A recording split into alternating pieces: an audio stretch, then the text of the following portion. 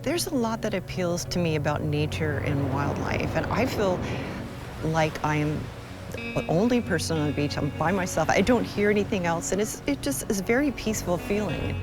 I had the Nikon 28 to 400 millimeter lens paired with Z6III, and it felt very natural. Everything flowed. I was really familiar with all the technology, but one thing I really enjoyed was the variable monitor that came in so handy for low-angle shots and a variety of things. And shooting wildlife, I feel the same way. I'm connected with the subject. There's beautiful birds, and I'm watching their activity, and I'm engaged in their actions, and it just takes me away from the real world. It's very personal, and it's very intimate, and it's beautiful. Great blue heron babies in the nest. They're chattering, they're super hungry. ISO 8000, which is absolutely amazing. They're clear, crisp, beautiful.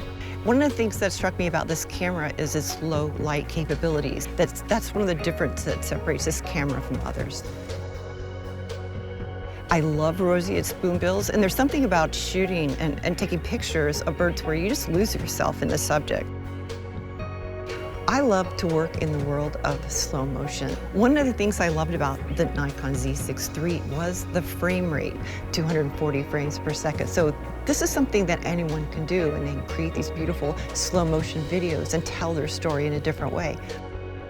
The Z6III is a powerhouse, and this is the camera that I feel that it's going to be on the shoulders. So it's going to pair nicely. It's not too heavy and very flexible.